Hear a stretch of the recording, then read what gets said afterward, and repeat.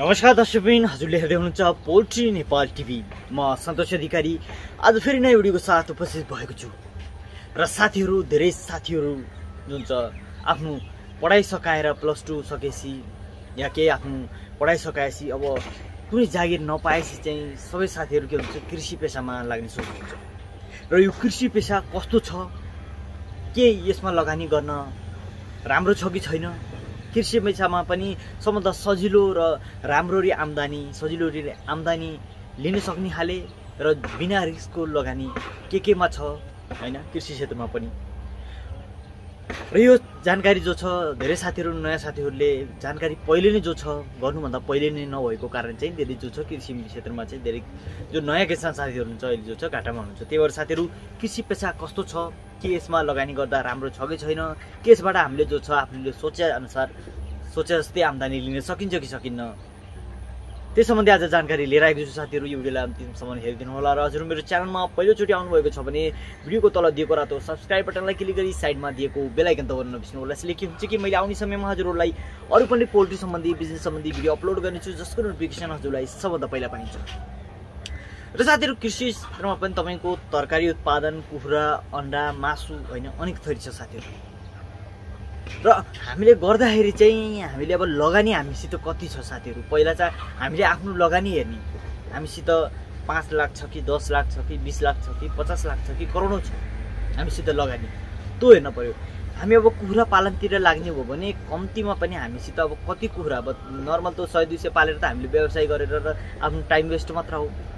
अब लगानी कति चाहिन्छ कि हामीले जो छ कुखुरा पालनलाई राम्ररी जो छ व्यावसायिक रूपमा लगभग कुखुरा पालन गर्दाखेरि ब्रोइलर कुखुरा पालनको लागि हजुरसित जो छ 10 लाख जति लगानी हुनु पर्यो। लोकल कुखुरा पाल्दै हुनुहुन्छ भने 15 लाख, लेयर्स कुखुरा पाल्दै हुनुहुन्छ भने लगभग एस्टिमेट तपाईँको जो छ 20 लाखको हाराहारी हुनुपर्छ। र तपाईँले एउटा कोम्बो कृषि फर्म गर्दै हुनुहुन्छ जसमा लोकल कुखुरा पनि छ, तरकारी पनि छ, बाख्रा पनि छ, हाँस पनि छ हैन, सबै चिज छ भने त्यसलाई जो छ 50-60 लाख जो छ लगानी चाहिन्छ साथीहरू। ठुलै फर्म गर्दै हुनुहुन्छ भने लगभग 1 करोड जति लगानी चाहिन्छ साथीहरू। यही हामीले स्टार्टिङ गर्नुभन्दा पहिला जो छ हामीले कुन क्षेत्रमा लाग्दाखेरि कति जो छ हामीसित लगानी चाहिन्छ भन्ने हामीलाई थाहा नभएको कारण चाहिँ हामी पछि गएर जो छ हामीसित लगानी नपुगेर चाहिँ हामी त्यसमा फेल भइन्छ र हामीले त्यसलाई जो छ छोड्नुपर्ने हुन्छ। जस्तो म कुखुरा पालन गर्दैछु, मलाई लाग्छ कि अब कुखुरा पालनमा यति लगानी चाहिन्छ भने थाहा भएपछि पनि मैले त्यति लगानी गर्छु। मैले कुखुरा हाल्ने 1000, मसित लगानी 5 लाख मात्र त खोर बनाएँ, त्यसपछि 3-4 लाखले मेरो दाना पानी पुग्ला भनेर हामी कुखुरा पालन गरिन्छ। तर त्यस्तो हुँदैन। कुखुरा पालनलाई दानाबाट चल्ला लिएर लगभग 6-7 लाख रुपियाँ 1000 कुखुरालाई खर्च हुन्छ। त्यसपछि गएर हामीले हो यस्तो खर्च पो हुँदो रहेछ नि, हामीले दाना पानी खुवाउन सक्दैनौँ। त्यही भएर हामीले जो छ कुखुरालाई सस्तोमा बेच्नुपर्छ या छिटो बेच्नुपर्छ या छोड्न नै बाध्यता हुन्छ हामीसित पैसा लगानी नभएको कारण। त्यही भएर साथीहरू कुनै पनि क्षेत्रमा लाग्नुभन्दा पहिला हामीले के सोच्नु पर्यो कि हामीसित भएको लगानीले जो छ हामीले व्यवसाय गर्नलाई जो छ पुँजी पुग्छ कि पुग्दैन भन्ने हामीलाई त्यसको बारेमा पहिले थाहा भयो भने मात्र साथीहरू हामी कृषि क्षेत्रमा जो छ सफल हुन सकिन्छ। र पैसा मात्र लगानी मात्र भएर भएन, त्यसमा अब हामीले आफूलाई त्यो क्षेत्रमा जो छ घुलमिल हुन सकिन्छ कि सकिन्न, हामी त्यो क्षेत्रमा लागेपछि जो छ त्यति दुःख गर्न सकिन्छ। किनकि कृषि क्षेत्र कुनै अफिसियल वर्क होइन जो कि हामी बसेर कम्प्युटरमा बसेर चेयरमा बसेर काम गर्ने जस्तो त होइन साथीहरू। यसमा जो छ हामीले आफूले राम्रो जति दुःख गर्न सकियो, जस्तो हामीले गाउँघरतिर दुःख गरिन्थ्यो त्यही हिसाबले यहाँ दुःख गर्न सक्नु पर्यो। कुखुरा पालनमा सुलीबाट लिएर गन्दगीबाट लिएर हरेक चिज दिएर कति गरुङ्गो उठाउनु पर्छ, कति धुलो मैलोमा आफूलाई घुलमिल गर्न सक्नुपर्ने हुन्छ। सबैमा हामीले घुलमिल हुन सक्नु पर्यो साथीहरू। हामी कृषि क्षेत्रमा लागिसकेपछि मेरो जबसम्म मैले यसलाई राम्रो जो छ बढाउन सक्दैन त्यही बेलासम्म हामी कतै जो छ दायाँ बायाँ नलागिकन लाग्न पर्यो। र लगानी गर्दाखेरि साथीहरू हचुवामा यसबाट आउँछै भनेर लगानी नगर्ने साथीहरू, बिस्तारै थोरै लगानीबाट जब हामीले आम्दानी आउन थाल्छ नि त्यही आम्दानी जो छ बिस्तारै बढाउँदै जाने साथीहरू। कतिपय साथीले मैले हेरेको छु लोकल कुखुरा पालन एउटा गाउँघरमा गएर गर्नुभएको छ, लगानी गर्नुभएको छ 50-60 लाख रुपियाँ। अब त्यो पैसा 50-60 लाख जो त कहिले कमाउने कुखुरा पालेर सम्भवै छैन साथीहरू। कुखुरा पालेर कमाउने भने लगभग जो छ कुखुरा पालेर जो छ एउटा परिवारलाई पाल्न मिल्ने र हल्का फल्का जो छ सेभिङ गर्न सक्ने चाहिँ आम्दानी हुन्छ कुखुराबाट। तर त्यो होइन कि 50-60 लगानी गरेर त्यति नै कमाएर हामी करोडै कमाउँछौँ भन्ने कुखुरा पालनबाट हुँदैन। या त ठुलो क्वान्टिटीमा करोडै लगानी हुनु पर्यो करोड कमाउनको लागि, हामीले लाखौँ लगानी गरेर करोडौँ कमाउँछौँ भन्ने त कृषि क्षेत्रमा हुँदैन साथीहरू।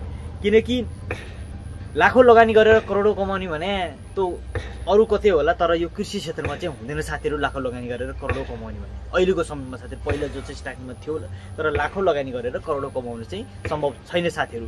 त्यही भएर चाहिँ हामीले थोरै लगानी गर्ने, जब हाम्रो जसो रिटर्न आउन थाल्छ, नाफा आउन थाल्छ, त्यसलाई जो छ बिस्तारै बिस्तारै बढाउँदै जाने। र साथीहरू अहिले नेपालको जो व्यवस्थापन छ त्यो पनि हामीले बुझ्नु पर्यो। हामी कृषि अब उत्पादन त गऱ्यौँ, उत्पादन गरेपछि जो व्यवस्थापन छ त्यो नेपालमा सहज छैन साथीहरू। जस्तो कि विदेशतिर के छ कि तपाईँको जस्तो कि काठमाडौँमा उत्पादन भएको, उदाहरणको लागि काठमाडौँमा उत्पादन भएको डाटा हुन्छ। अब मैले 10 वटा किसानले काठमाडौँमा उत्पादन, ठुल्ठुलो किसान 10 वटाले उत्पादन गर्छ, त्यो 10 वटाकै मार्केट जो हुन्छ एउटाले फिक्स हुन्छ। त्यहाँ चाहिँ मार्केट अब 10 वटाले उत्पादन गर्छ, ढुक्क छ कि यो बिक्छ भन्ने। तर नेपालमा छैन। त्यो उत्पादन बढी भइदियो भने खाल्टामा गाड्न पर्ने हुन्छ, न रेट पाइने हुन्छ हैन। किसानको लगानी कता गयो, न कुनै इन्स्योरेन्स छ, केही व्यवस्थापन छैन साथीहरू। त्यही भएर चाहिँ कृषिमा लगानी गरिसकेपछि मार्केटबाट लिएर हरेक चिज जो छ हाम्रै हातमा छ, हामीले नै गर्नुपर्ने हुन्छ साथीहरू। त्यही भएर चाहिँ हचुवा तालमा जो अहिले नयाँ जो मैले हेरेको छु, विदेशमा बस्नुभएको धेरै साथीहरू जो छ युट्युबहरूमा त्यस्तै फेक भिडियोहरू हेरेर जसमा चाहिँ बढी जो हुन्छ प्रफिट देखाएको हुन्छ कृषिहरूमा, त्यही देखेर अब भिडियोमा हेर्दै त होला भनेर हामी आइन्छ र नेपालमा आएर जो छ ठुलो जो छ फर्म सञ्चालन गरिन्छ, लगानी धेरै लगाएर आफूले विदेशमा 5 वर्ष दुःख गरी कमाएको पैसा जो छ 81 आएर यसमा हुन्छै हुन्छ भन्ने सोचिन्छ र लगानी गरिन्छ साथीहरू। त्यसपछि के हुन्छ कि सोचे जस्तो विदेशमा जस्तो यहाँ नेपालमा छैन। लगानी गरे अनुसार जस्तो कि अब तपाईँले उत्पादन गरेको चिजलाई कहाँ लगेर बेच्ने भन्ने पनि थाहा छैन अहिले साथीहरू। पुराना किसानहरूलाई त अहिले गाह्रो छ भने नयाँ किसानहरूलाई त झन् धेरै नै गाह्रो छ साथीहरू।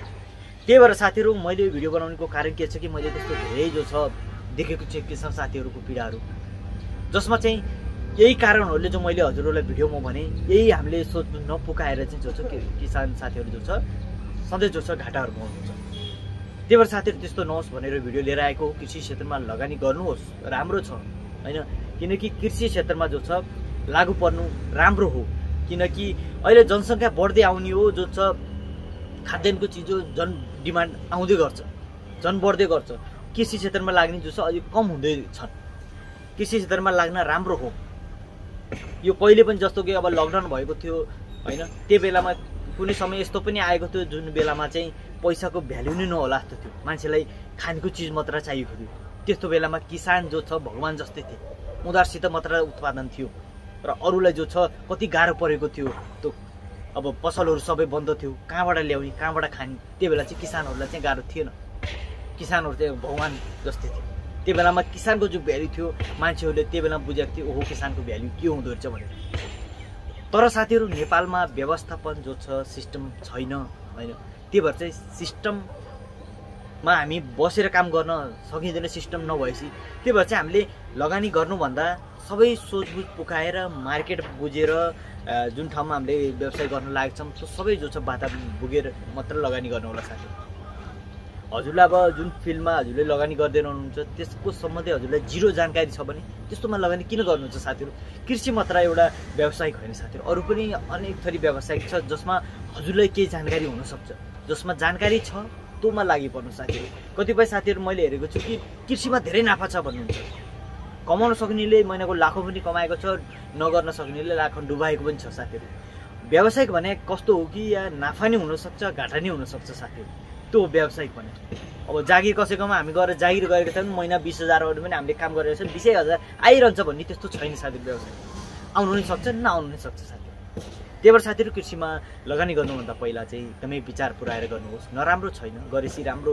धेरै साथीहरूले राम्रो पनि गरिरहनु भएको छ, जो छ आफ्नो लगानी गरे अनुसार प्रतिफल पनि राम्रै पाइरहनु भएको छ। र कतिपय साथीहरूको जो छ लगानी गर्दाखेरि जो छ विचार नपुऱ्याएर गर्दाखेरि चाहिँ जो छ आफूले दुःख गरेर कतै कमाएको पैसा, विदेशमा गएर कमाएको पैसा सबै जो छ डुबाउनु भएको पनि छ। र साथीहरू आजको जानकारी यति नै थियो कि कृषिमा लगानी गर्नुभन्दा पहिला के जो छ सोचबुझ हामीले पुगाउनु पर्ने हुन्छ। र साथीहरू हजुरहरू पनि कुखुरा पाल्ने, म पनि एउटा कुखुरा पाल्ने किसान हो। म पनि 5-6 वर्षदेखि लोकल कुखुरा पाल्दै आइरहेको छु। लोकल कुखुरा अन्डा उत्पादन, मासुको लागि चल्ला जो छ अहिले नेपालको जुनसुकै ठाउँमा मैले पुऱ्याइरहेको छु।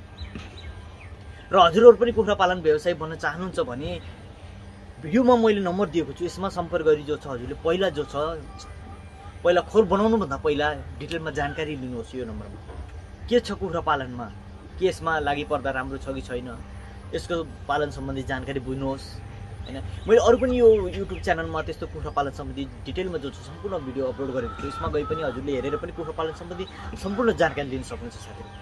र हजुर पनि व्यावसायिक लोकल कुखुरा पाल्ने सोच बनाउनु भएको छ भने हजुरले भिडियोको तल दिएको नम्बरमा हजुरले सम्पर्क गरी जो छ नेपालको जुनसुकै ठाउँमा जो छ चल्लाको साथै जो छ कुखुरा पालन सम्बन्धी सम्पूर्ण जानकारी लिन सक्नुहुन्छ।